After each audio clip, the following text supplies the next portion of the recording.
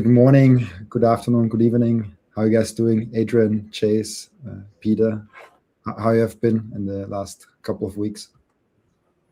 I mean, Bitcoin's been doing pretty bad in Bitcoin treasury companies, but at least the AI trade is live and strong. Really cool. I'm doing well. I can't complain. I'm in the AI trade, so things are good. Yeah, and I basically feel nothing when I look at Bitcoin price these days, which I don't know if is a good or a bad thing at this point. That's a good thing. That's a good thing. It is a very good thing, but I don't know. Like I feel a little bit of like, oh shit, I should have kept more cash because I want to buy right now.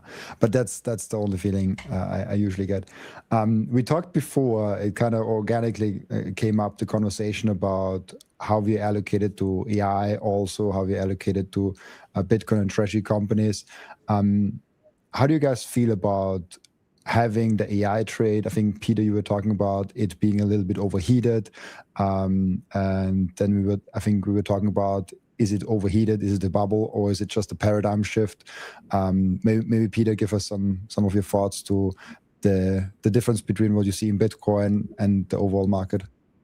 Yeah, I don't know if it's overheated per se, because I agree with what Adrian says, which is we're in a paradigm shift. And the way you can tell by that is you actually look at the PE ratios of these companies. Yes, are these companies, growing by 20 billion market cap in a day, and a lot of them are hitting the $1 trillion market cap, seemingly like every other day? Yeah, there is.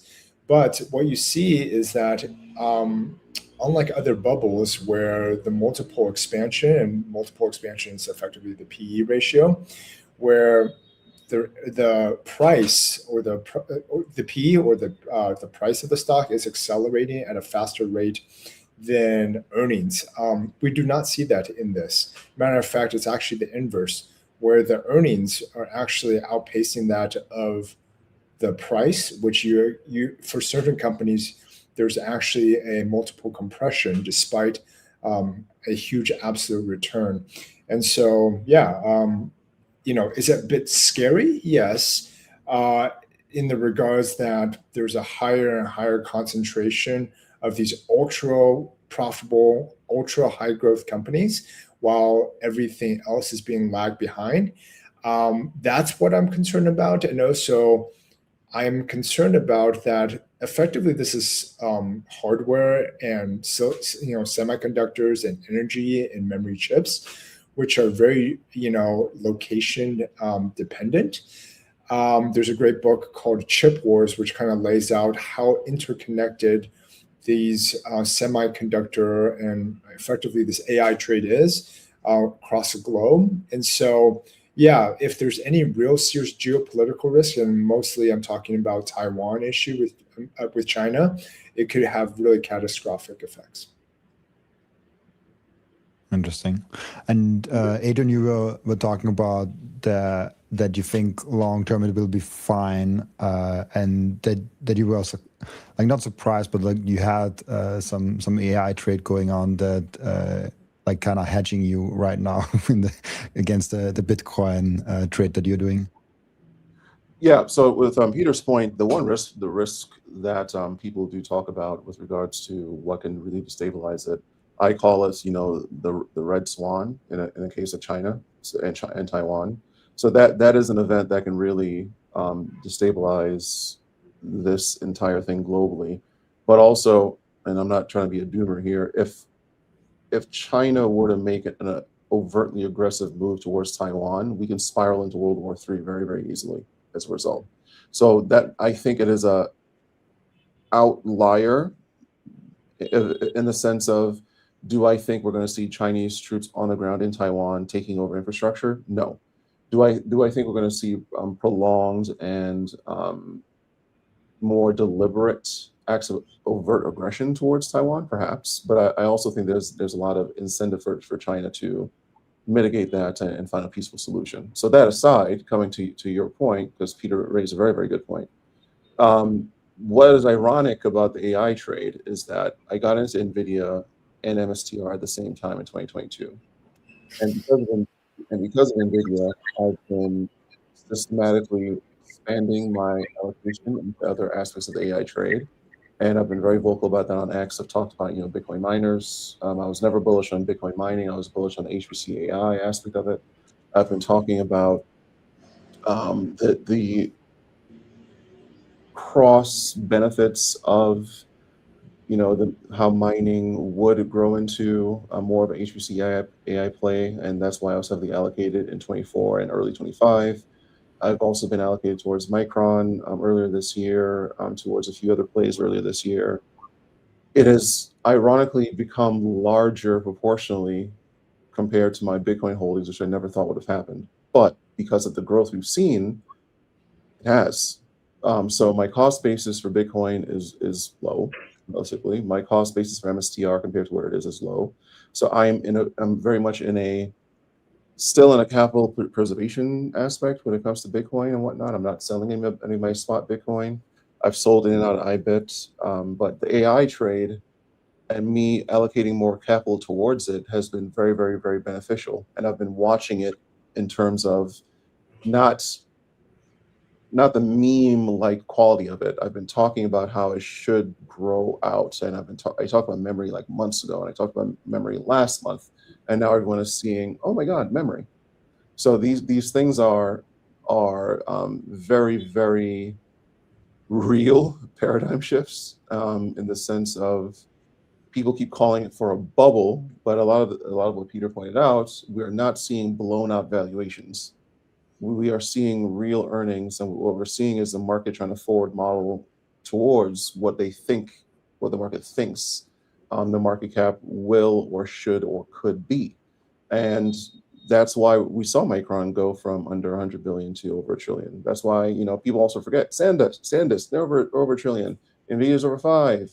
Google crossed 5, and they're now just under 5 at 4.6 or something. All of Mag 7's over $1 trillion, or multiples of $1 trillion. You got the SpaceX IPO coming that's going to be over $1 trillion. You maybe have OpenAI and Anthropic that can be over $1 trillion. The numbers are so large, not necessarily because of a bubble, but because I think people see that this is a fundamental opportunity to position themselves for the future. It's not like the AI, the internet bubble, where every company had a website, but they didn't know what to do with it. Right now, the more compute you build out, usage is not going down, it's going up. They're behind it. And the reason why the memory trade is so huge right now is that GPUs were the thing. Compute was the main driver of the initial growth. Memory actually saw a massive downturn because they developed and they didn't have enough demand for the capacity.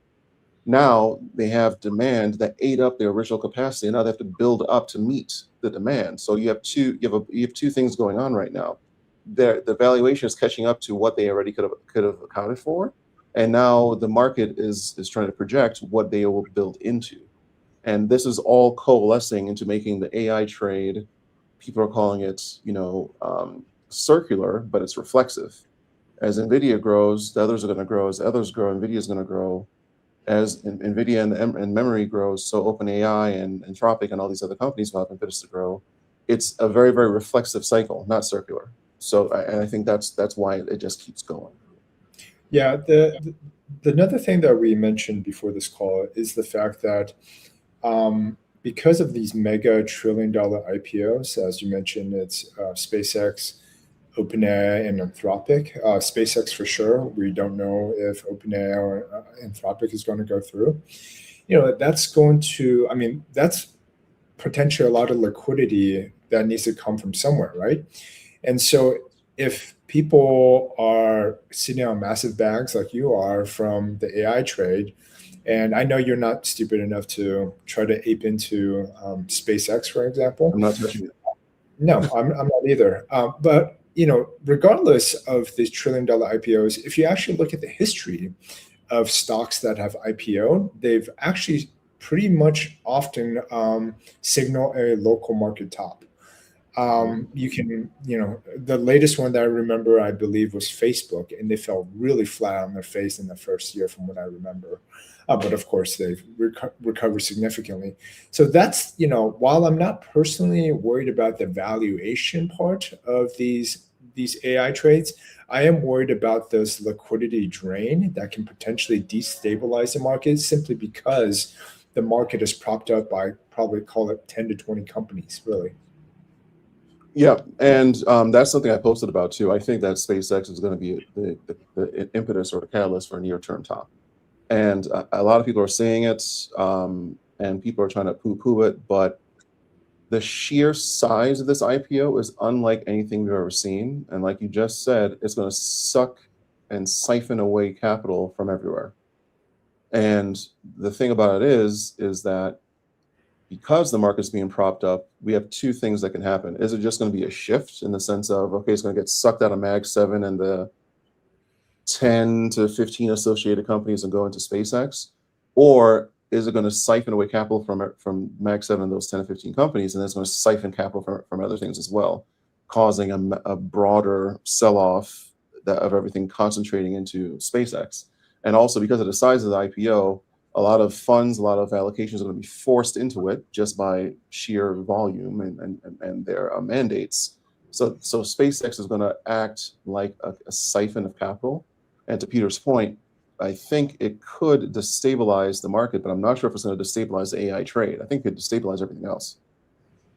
And the capital is going to be sucked in, and then you're going to have a lot of companies that are floundering, that are losing money because their investors are perhaps chasing SpaceX after their investors probably were chasing the AI trade. So, there's just a lot of things that can coalesce. And the AI trade, I don't just think it's speculative chasing. I also think it's because a lot of companies out there are crap, and we don't really need them. We don't need companies that are popping up left and right, providing no value. I don't think the market is harmed if there's a culling of sorts where, longer term, I mean, not short term, if there's a culling of sorts where companies that were just treading water. So like Saylor talks about zombie companies, if they don't go into Bitcoin treasuries, and if they can't, Bitcoin treasury, they can't pivot into digital credit, and they can't pivot into AI, you have a lot of zombie companies right now that are profitable, but they're not really growing. They're just kind of treading water.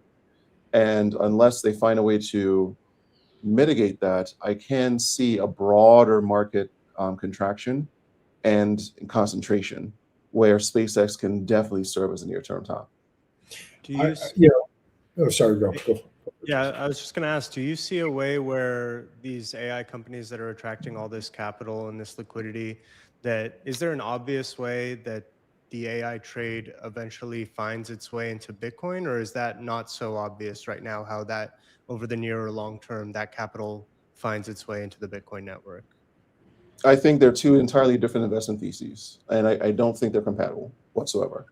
So a lot of people say that there should be a rotation from the AI trade to Bitcoin, right? Just like they say there should be a rotation from gold to Bitcoin.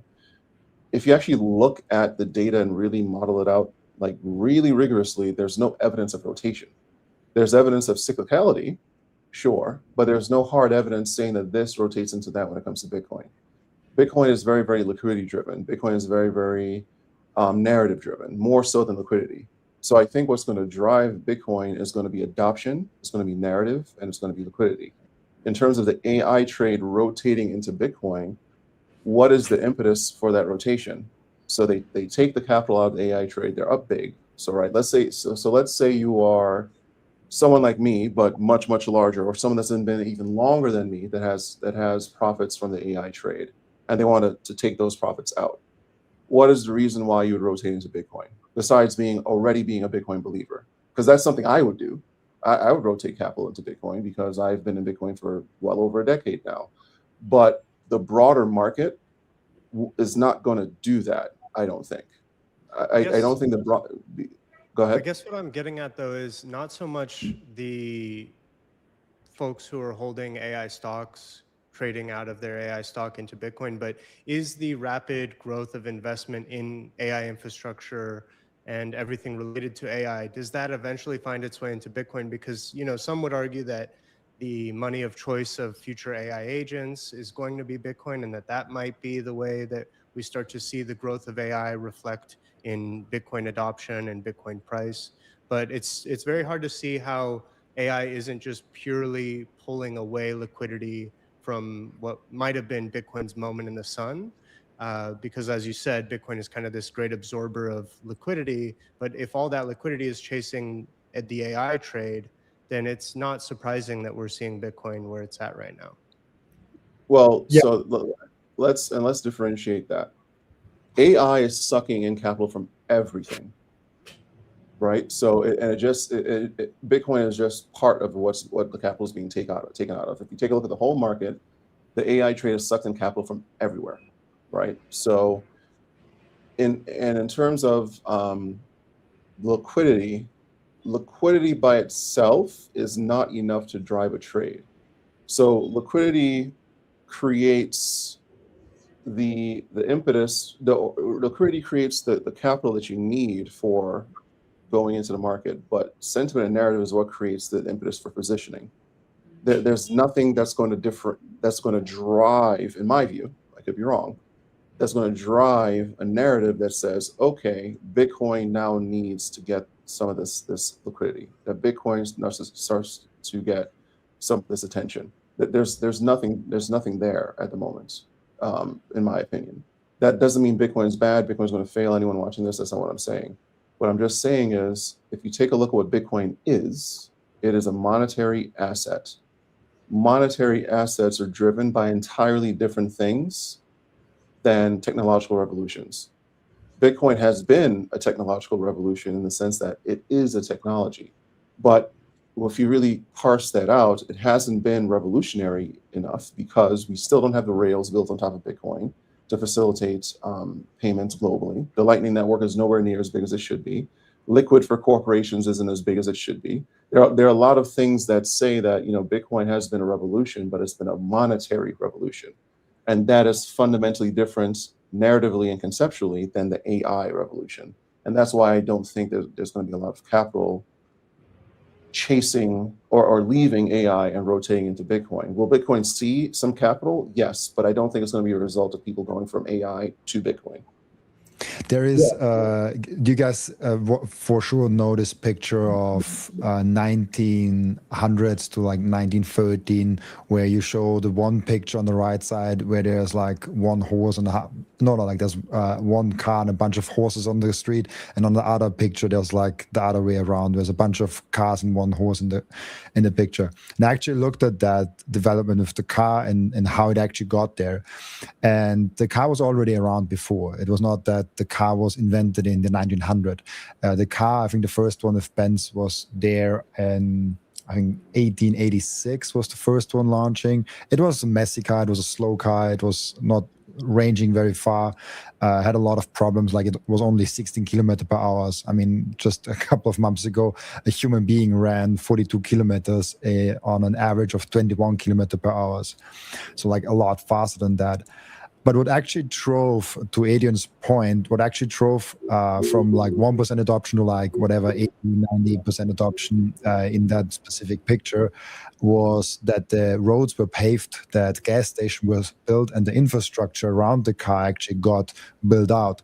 And so when we think about the Bitcoin infrastructure, the Bitcoin ecosystem, there was like the core, which kind of stayed the same. We have the rules, the consensus around Bitcoin. We have the miners. We have the nodes. Those get bigger or get more people involved in them. But roughly, it's still the same system running since 16 years, roughly speaking. The same with the car. Like, the car got also faster in the first 15 years. It got two-seaters. Like, there were cars with like a roof on top. The first ones didn't have. The first one had 3 tires. Then on 15 years later, I already had 4 tires. but then the actual point where it decides how things get actually adopted and how things actually like grow, I think is more about the ecosystem. And now with treasury companies and with the Lightning layer, like I think we're just seeing the start of that. I think this is what really will drive mass. I think the whole UI and UX of Bitcoin sucks. Like if I want to speak it like so clearly, it's like people need a lot of services, need a lot of education to get into Bitcoin because it's just complicated. Like the whole custody of it and everything, it's not easy. And so I think we have a lot of work to do in the Bitcoin ecosystem. That's my point. That's where I think digital credit is that iPhone moment for a lot of traditional finance people as they start to learn more about it, right? Because you're right. I completely agree with you. I think Bitcoin always had a marketing issue. Everybody has to spend a couple hundred hours to really wrap their heads around Bitcoin. But if you have something like a digital credit where it's just saying, hey, like I'm paying you a certain yield for you to buy Bitcoin, and then I don't need to worry about it, but I get that yield. That's like a kind of an aha moment that I don't think a lot of people fully appreciate just yet. Yeah, if we're going to stick with that analogy, you can almost think about, a Bitcoiner that self-custodies Bitcoin as like an early car mechanic that just loves to fiddle around and understand what's under the hood. And the people that are interested in buying digital credit right now is people who are just hailing a taxi cab and have no idea how the car is, actually getting them from A to B. That's actually valid because a lot of the people so in my local area, I've had a few people that have noticed me from being on True North, and they've asked me about digital credit, and they own small companies, and they've expressed interest in having an allocation towards Stretch or SATA on as a company allocation. What's funny about it is that they don't care about Bitcoin, like at all. They don't have any interest in it whatsoever. All they are interested in is, will this offering pay me the dividend in perpetuity for as long as I hold it? Period, point blank. And when I try to get into them, well, it's backed by Bitcoin, they're like, yeah, I don't really care. Essentially, they think it's great that they're assets that are, and this is another thing, backed by Bitcoin. I think is problematic phrasing. I say supported by Bitcoin, in the sense that they can sell Bitcoin to pay the dividends if they have to. So that's how I explain it. I say they have a massive war chest of this asset that they can sell off if they have to pay the dividend in perpetuity, and near term, there are no what I think are existential risks to it. And once they hear that, they become more open to it, and they're just really interested in digital credit, and they're interested in the dividend. They don't seem to care much about learning about Bitcoin. So to Chase's point, yeah, I'm the guy that was screwing around in the engine trying to learn things the hard way, while people now are just going to be hailing the taxi because the car works. They don't care how it works. They just care that it takes them from point A to point B. Yeah. Yeah, I that is a good analogy. And I actually think SATA and Stretch and future digital credit instruments are going to be much better for corporations, for charities, right? Because a lot of businesses need to manage their treasuries and their cash flow, right? So if you have something, especially like a SATA that gives you daily dividends, right? And then those, so theoretically they should fluctuate way less because of that. So you have something that's closer to par, but giving you a very consistent yield. That's going to be very useful for a business, as opposed to trying to orange pill them a business to hold Bitcoin on the balance sheet, where the volatility is really going to make a lot of people sick if they don't do that 250 to 500 hours of requisite studying. And yeah, that's something I think is very, very valid. I think the future of digital credit is individual and corporate. It's not institutional. And that may make a few people upset, but here's kind of why I think that. If you take a look at SATA, the daily dividend, why would that be interesting to an institution? Institutions are fundamentally interested in predictable returns, which SATA as a scales will have, but they're not typically going to have individuals in there that need a daily dividend to live off of. The reason why SATA is so powerful for retail is that, if you are an everyday person, putting some cash into something that's going to give you a daily dividend That's huge. That's everything from your burrito to a tank of gas, maybe, right? Right. So that's something that's a very, very powerful unlock. And from a corporate standpoint, just like Peter said, I think that they are very, very powerful from a corporate treasury management, from a corporate financial management standpoint, where the corporation can put cash that would be otherwise idle, make it productive, have it generate revenue or dividends, and that will be revenue that the corporation can then leverage. And I think the only other layer of friction that remains is the settlement layer. So what I mean by that is, as it stands right now, when I get my dividend in Fidelity or in Robinhood or Schwab, I have to then transfer it to my bank. Or I can leave it in Schwab and do a reinvest, right, or Fidelity and do a reinvest, or just keep it in either one and have it eventually swept into the money market accounts that they always put your money in, right? So those are pretty much my options, unless I actively reinvest it into other equities. Once that layer of friction dissipates, I think it becomes far more powerful. And I think Robinhood was already talking about something like that, giving you the ability to directly deposit your dividend into your checking account. Once that final layer of friction ends, and it's not really a layer of friction if you think about it, it's just about convenience and speed. I think that's very, very powerful in the sense of, if you are a small business, big business, whatever, you have your digital credit allocation, the dividend payment goes directly into your corporate account and it's instantly usable. You don't need another fiduciary step to say, now controller must go do this and so on and so forth. It just makes it far more seamless. So I do think that the individual and corporate adoption of digital credit will be huge. Do I think institutional investment growth is coming? Yes. But I think institutions will be partners in digital credits more readily than they will be allocators towards digital credit. What do you guys think is the split between, I mean, now it's like 80-20, I think, but like what is the future split between retail and businesses? I feel like retail, For digital credit? Yeah, for digital credit. If I had to take a guess, I'll say 10% institutions, 70% retail, 20% corporate, or 10% institutions, 60% retail, 30% corporate. That would be my guess. Yeah, I'd probably come in around there too, because I'm looking at, like, I was gonna maybe mention this, but my dad is looking to retire, call it 1.5 million of capital. We're talking about SEDA, and I see so many people of his generation who have been trying to make, their retirement income through real estate, rent, in jurisdictions that are punishing Airbnbs or high tax jurisdictions. And we're at the point now where it's like, screw it, sell the house, load it into SEDA or STRC, and collect your dividend, and check it out on Robinhood, and forget about all the headaches associated with it. And I just see that becoming a much faster growing trend and a much bigger source of capital than even treasuries. I think companies tend to want to reinvest, and they have a bias towards reinvesting in their own product lines, even if it's maybe not necessarily the best use of capital.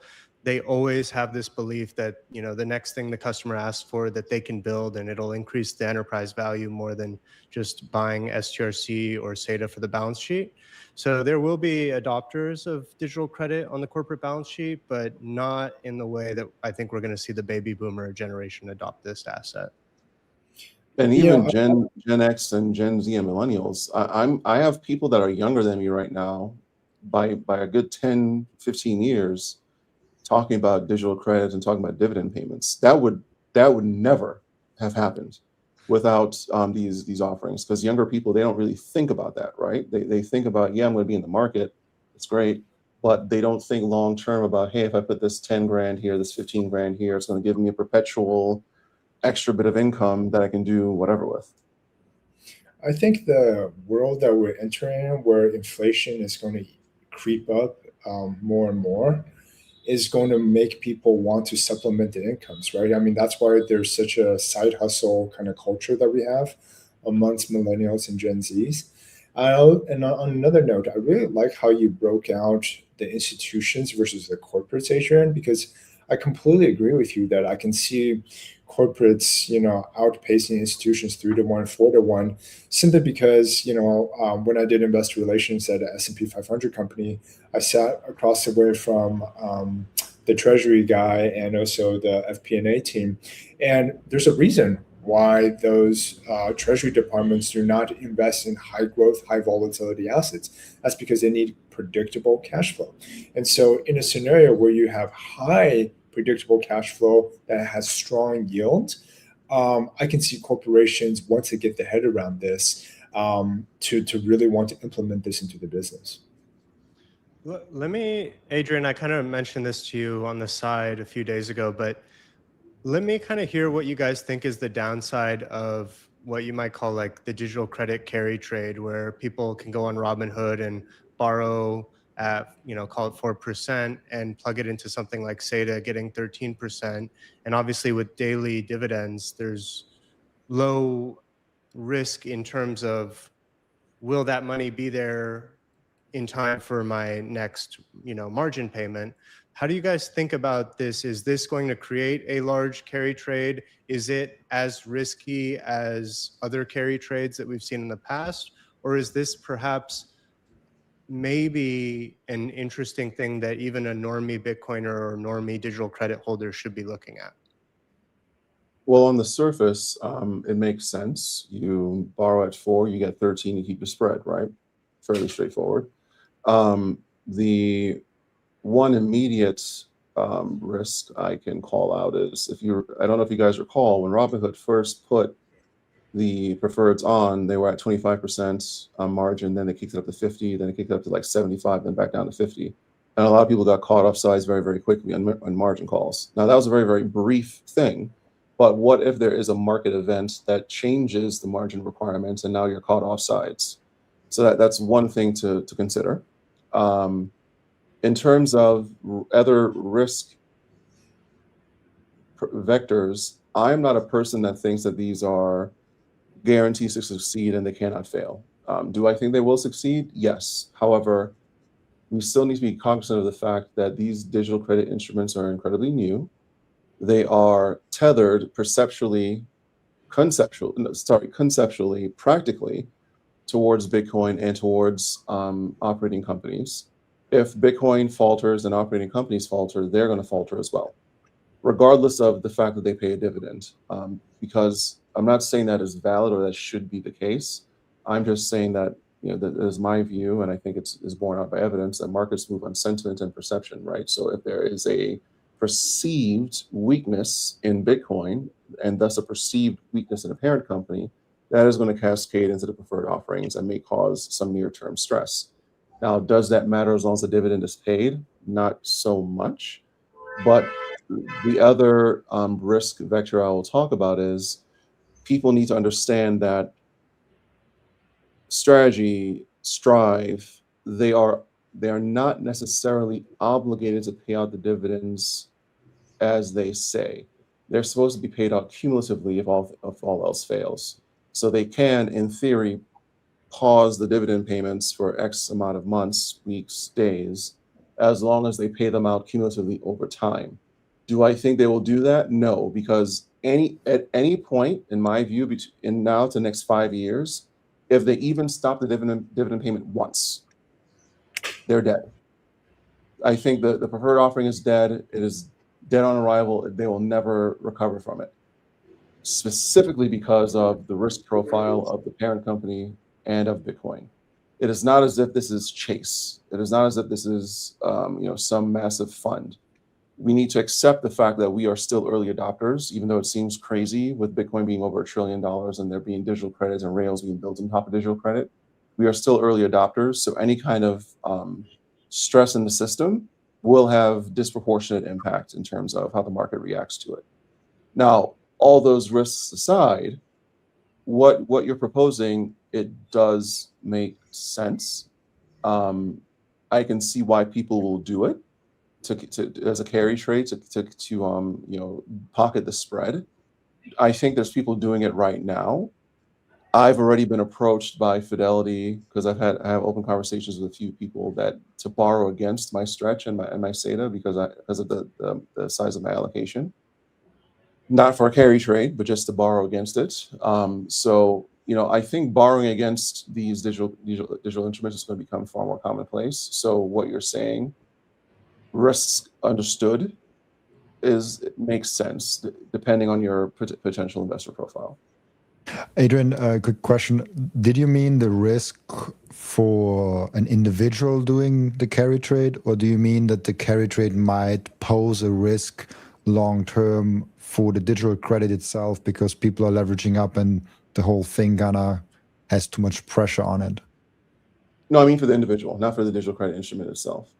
And because check my logic here, if we think about it, if someone owns $1 million in Stretch and they borrow against it, and they then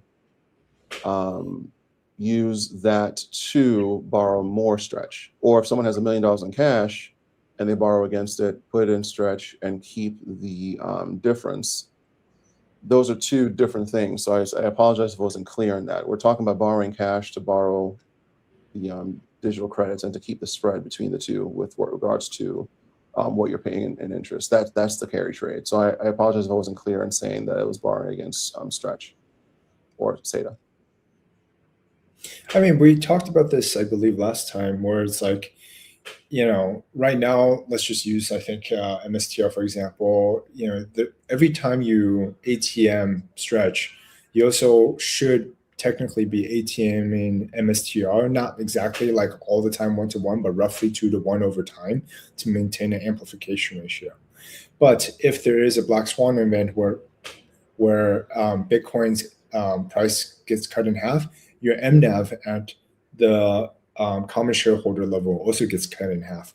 Okay, but then this is also why it's important to look at something like the CEB metric, which is the common equity Bitcoin exposure, right? Which is, what do you own as the common shareholder? Well, you own what's left after the debt and the preferred is paid out. So in that scenario where your NAV gets cut in half, but then now you've doing this run up during the bull market or even the grind up, you're ATMing the heck out of both Stretch and MSTR. Then you're they call it drag, which means like effectively the percentage of the preferreds and debts ownership relative to you as a common shareholder increases significantly. So that could potentially cause a lot of narrative issues where the commons are like really, really squished for a long time, while the preferreds are still needing to be paid out.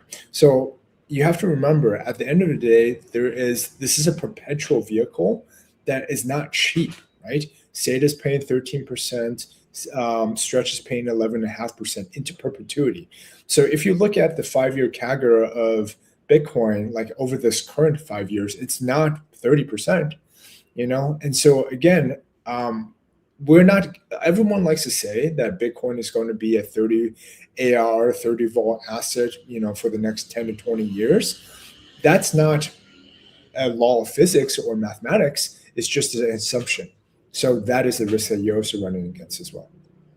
So, and the one thing I will say about the breakdown is that I think people are being far too generous assuming Bitcoin's returns, right? It's the over time, and this is something that people just don't. I think people understand it, but they don't really think about it. Over time does not mean over time frames. So it's not going to be every year 30%. It's going to be over time. It'll be 30%. So let's say 5 years. You can have 2 or 3 years that are disasters, and 2 years that are massively successful. So people need to add that into their risk assessment in terms of what they're prepared to tolerate. And here's my issue with a lot of these models and trackers, though, whether it's CBE or something else. So if we take CBE or CEBE, the problem with that methodology is that the preferreds can't act as a drag on anything because the preferreds are directly feeding the net asset value of the company, which is directly feeding the common shareholder.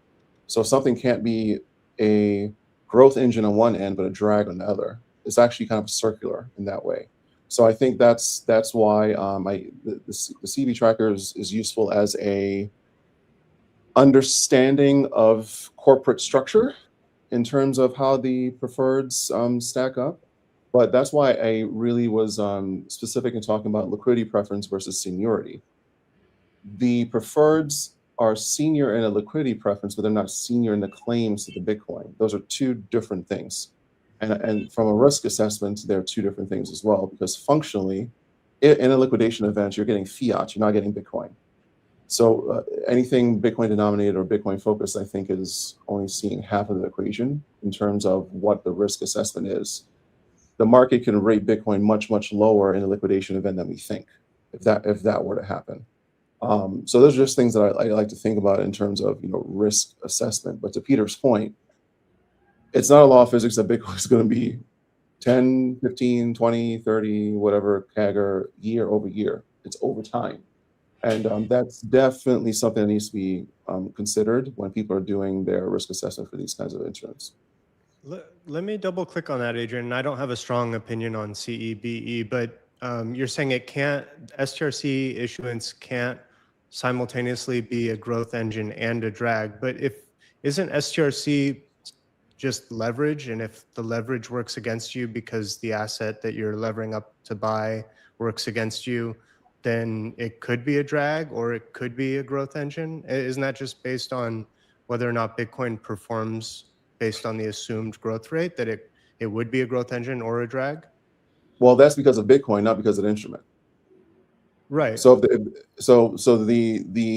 drag in that example, if I'm understanding it correctly, in my view, in my understanding, drag would be that issuing preferreds and the preferreds on the balance sheets are acting as a drag on the common equity performance, or acting as a drag on the overall corporate structure in terms of their outstanding obligations. But that's why they are debt-like, but they're not debt. They're debt-like because of the fact that they're not perpetually mandated to pay out the dividends. They can pay them out cumulatively if they have to. That gives it a different structure in terms of corporate understanding.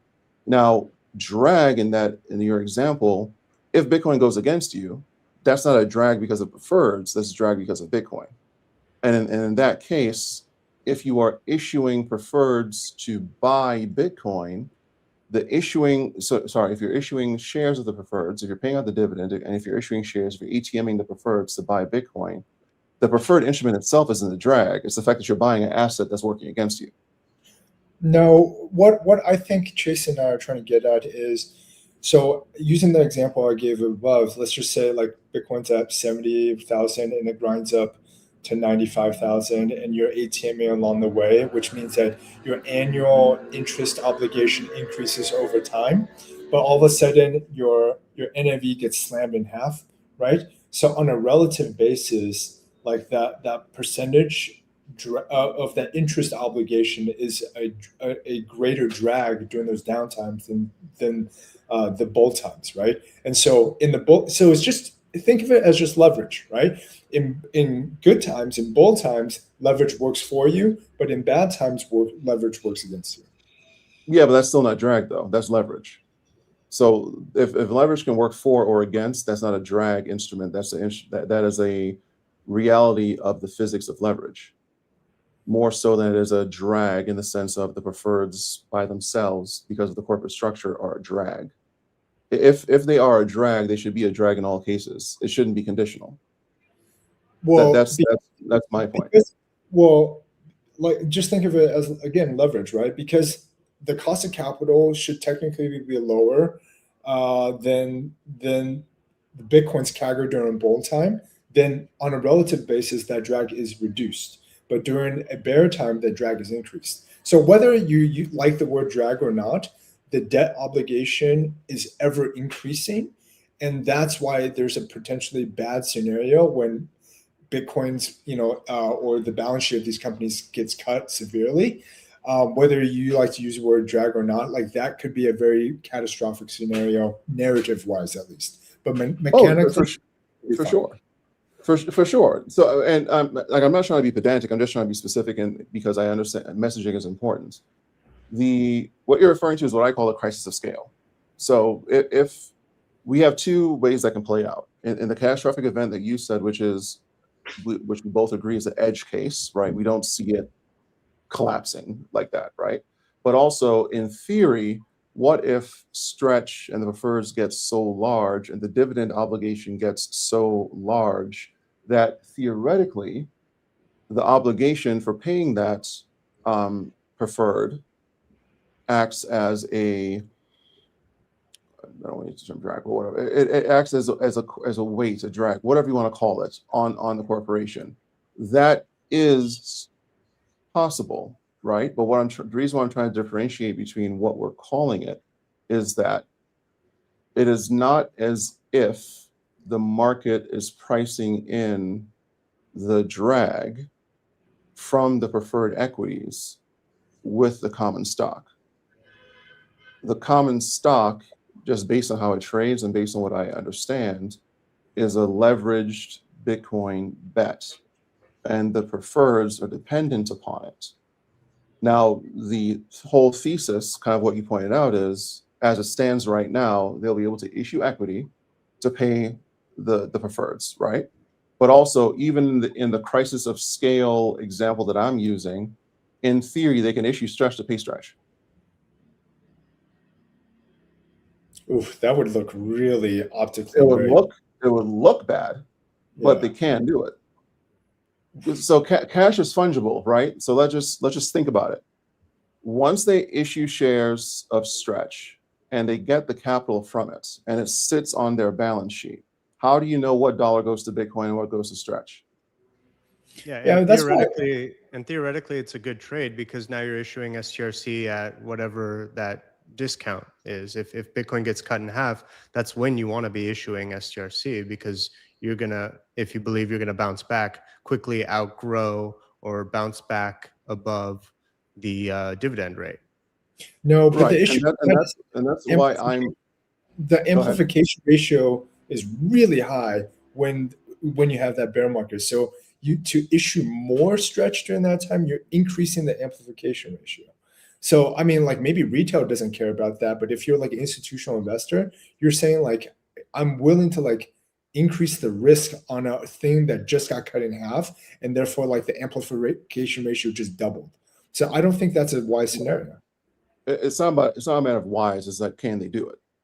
Can they do? That's what what I was getting. I didn't say it was wise. That's why I said, can they do it? Now, 2 points. And I don't want to be the contrarian, but it's just what I think. Amplification ratio, I'm sorry, it's kind of irrelevant in the case of how this entire corporate structure is going to operate, because as long as MSTR does what we think it's going to do, and as long as Bitcoin does what we think it's going to do, the amplification ratio is going to ebb and flow, but there's nothing that says it must be at this level in order for this to be successful. That's just my opinion. We can drill into that at another point. With regards to the preferreds and the corporate structure, that's why I'm saying, yes, we have to be mindful of how we conceive of it. A reflexive engine is something that can be self-perpetuating. That's kind of how I see it. Will there be instances in that engine where one instrument or one aspect of the overall function of the system will work less efficiently? Yes, but and if you take a look at an engine, you can slam on the brakes or you can slam on the accelerator. That doesn't mean the engine is a drag in one case but an accelerator in the other. The engine is the engine. And we're not trying to differentiate between drag and accelerant. Is kind of circular in that kind of a model, is what I'm getting at. So if it is serving the purposes of growing the net asset value of the company, which is directly servicing the purposes of backing the preferreds and giving the company more net asset value, more opportunities to issue further preferreds, more opportunities to go to the market with all kinds of other offerings that are Bitcoin backed, I'm not sure if it's functionally a drag, even with the interest obligation or the dividend obligation. I guess sticking with your analogy, and it's funny because Robin brought up the car analogy. So if issuing STRC is the engine, and I guess you're saying maybe tapping. Issuing STRC wouldn't be the engine in that case, but go ahead. Oh, okay. It's not? What was the engine and what was the brakes in that analogy? So Bitcoin is the engine. STRC is the action, is what we're using to feed is fuel for the engine, Okay. right? So in one case, if it's drag, you're slamming on the brakes. In the other case, okay, you're getting more Bitcoin. That's Bitcoin is the engine. You're giving more fuel to the engine. That's an accelerant. Yeah. Okay, That so that's what I was getting at. I was going to say, if you give more fuel to the engine, but you accidentally click the car in reverse, then that would be like Bitcoin going down, Sure, if I'm following. right? Because I mean, if you do that in an actual car, it might explode. But that's I don't know if the analogy then still holds with the car. So have you guys ever seen like SpaceX show you the Raptor engines? Mhm. Like the very first Raptor engine looks like a bunch of things all duct taped together. And then there's like second generation, third generation, almost looks like a single cone on how elegant and efficient it is. Okay. So that's where I think MSTR is. Like, it has all these converts, it has all these different preferreds. So it's like kind of like zombie together. And then they're going through this second generation right now where they're paying off the converts. And I don't know what they're going to do with the other preferreds, but I think they're going to try to simplify the machine to make it more easy and streamlined. So that's why, like, out of all like the three companies you list right here, Strategy, Strive, Metaplanet, I'm still a Metaplanet fan simply because of how simple it is, right? They have like close to no debt.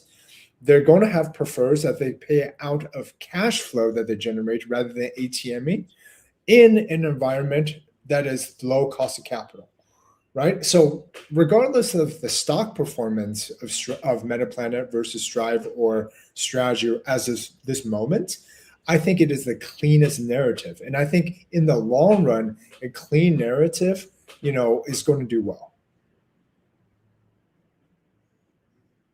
it's the second cleanest structure to Strive, I would argue. And I would still argue that Strategy is the cleanest narrative because it's just, we are the biggest Bitcoin holder in the world. We always will be. That is what not backs, to Adrian's point, but supports our credit issuance. To me, that's like, we own the most Bitcoin is the best narrative still. I mean, listen, And most a people. Bitcoin-centric narrative, yeah. I mean, listen, but most people don't buy off of one narrative headline. Like they'll try to dig deeper, hopefully, a little bit.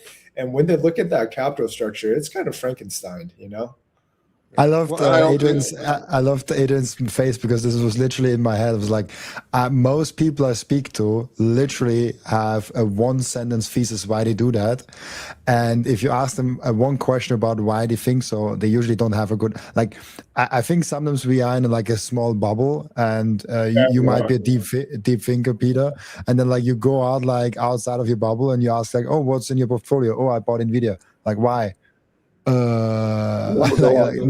Like number go like most people have no clue what they buy. Like that's my general understanding. That's right. That's totally fair. So yeah, no. So what Peter is saying is valid in the sense of if you are a investor in the space and you're looking for a differentiated portfolio, and if you're looking for narratives to guide your allocation of capital, but people on the street, no. No, but at the end of the day, though, like the people who move the stock, are serious investors who do the homework, right? Yeah, people that move the stock are the ones that have enough capital to move it. I don't know if they're.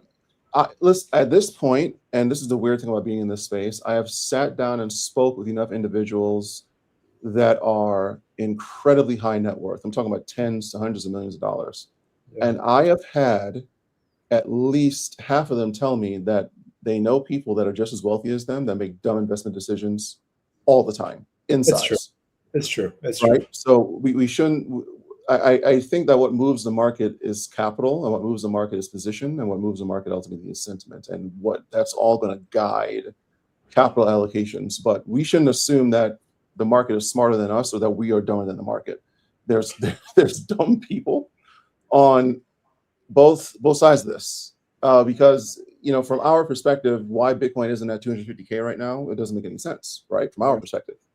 Right. But the problem with that is we have people that have capital in size and positions in size that think Bitcoin should not be at 250K. Bitcoin should be at 70. It should be at 80. It should be at whatever. And it's not a matter of right or wrong. It's a matter of timing, sentiment, and positioning. And I think that circling back to what we talked about at the beginning of the conversation, to what Chase was asking, and to what you were talking about, Peter, and to what Robin, you were mentioning as well, Bitcoin is going to benefit from this structural change we're going through globally. It's just a matter of how much. Yeah. I don't believe in a hyper-Bitcoinized world, but I do think that Bitcoin is going to get some of the allocation of capital that's going towards the market as a whole. But I don't think it's going to serve as a rotation. I think it's going to serve just as a structural evolution. As the market gets bigger, Bitcoin's going to get bigger. Yeah. Guys, I got to get going, but I do want to wrap it up on my end just with one comment in the regards that, as we mentioned in the beginning, or to your question, Chase, about what's Bitcoin's role in this post-AI world. I think AI is like an Ouroboros. You know what an Ouroboros is? A snake eating its own tail in the role of capitalism. So what I mean by that is, if you and I are in the same industry and I use AI more or more effectively than you do, I eat you at lunch. Okay. But that kind of goes up, up, and up to like one, if not maybe two or three top winners in almost every industry that requires AI. And so in that world, that's going to be almost like a post-capitalistic world where money is going to be either printed or redistributed in some sort of universal basic income, and then therefore the value of the currencies gets collapsed to nothing. But in a post-AI world, Bitcoin, in my mind, is energy-backed currency, right? And so that has like the true bastion of economic fungible value. And so while I don't know how long it will take for for the rest of the world to realize that value, it's going to be a bumpy ride. But I think if you're positioned now, you're going to do well in the post-AI world.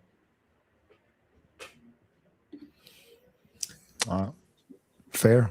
I think like no matter what's coming, like if you are an active participant in the market and you kind of get what Bitcoin is, you kind of get what the treasury companies are doing, and you're using the tools and you're doing your research, and maybe get in here and there some AI trades, because I think AI and Bitcoin together is a very powerful combination. If you think about what those two paradigm shifts are doing to human society, that's a very, very powerful combination. It's also fun to see them kind of in the same time. If you zoom out from a time scale perspective, so I'm pumped. Like it's kind of you kind of have to be grateful to see those two amazing technologies and unfold when we are still so young as we are, and see it still do all our lives kind of progressing. Well, what's funny about what you just said is that I actually borrowed against my Bitcoin to buy MSTR and NVIDIA in 2022. That's what I did. Wow. And so yeah, AI bull or not, Bitcoin is still the basis of my entire trade. So I keep my eye towards the future, yes, but I also keep my eye on what has facilitated this entire thing. So, and that's Bitcoin. I Awesome. look at this. I'll just say I look at this very simply. Like, you're gonna want to have owned Bitcoin for at least one full cycle when AI takes your job. It's a little late to try to be buying Bitcoin the moment AI takes your job. You're gonna want to have been in it for at least a cycle. I would pump it up to 2 cycles. Like I'm a 2 cycle guy. Like be at least like aim for 8 years. I like 1 cycle can be good, but like I think you're on the safe side with like at least 2 cycles, 8 years. That's for me the minimum. But yeah, 4 is already good. Good. I've got longer than 8, and let me just tell you, it still tests your patience at times. But it is definitely a long-term structural hold of mine that I do not see any event occurring that's going to make me want to sell my spot that I've held on for this long. Now, granted, if we hit 1 million, I might just delete my Twitter and you'll never see me again. But if even if I think it's at that point it still makes more sense to leverage it as I have in the past versus selling it. Buy, borrow, die on my own small scale. Really cool. Buy, borrow, and live forever. That might actually be the future in our generation. We'll see. Yeah, medicine is making a lot of strides. That is very, very true. Well, Let's live next forever. time we'll talk about it. My last TradFi job was a wealth advisor, and there's actually things that you should know about it using estate plans and dynasty trusts, because if you hit those numbers, then you don't want to pay the government 40% on top of anything in addition to 30 million. So I know it may be some time between now and 30 million, but yeah, just position yourself well for that. There's a lot of interesting conversations. Thank you guys so much for today. It was really interesting to talk with you, Peter, Adrian, Chase, today. And I think we will have a lot more interesting conversations. The next one will not be in 2 weeks, but in 3 weeks, because I realized in 2 weeks I will be in Prague, so it will be very hard for me to join in. So let's meet back in 3 years here, in 3 weeks here, and to talk about Bitcoin treasury companies, and hopefully also in 3 years. And yeah, see, Okay. we will be back in 3 weeks. Bye bye. Thanks, guys. Thank you.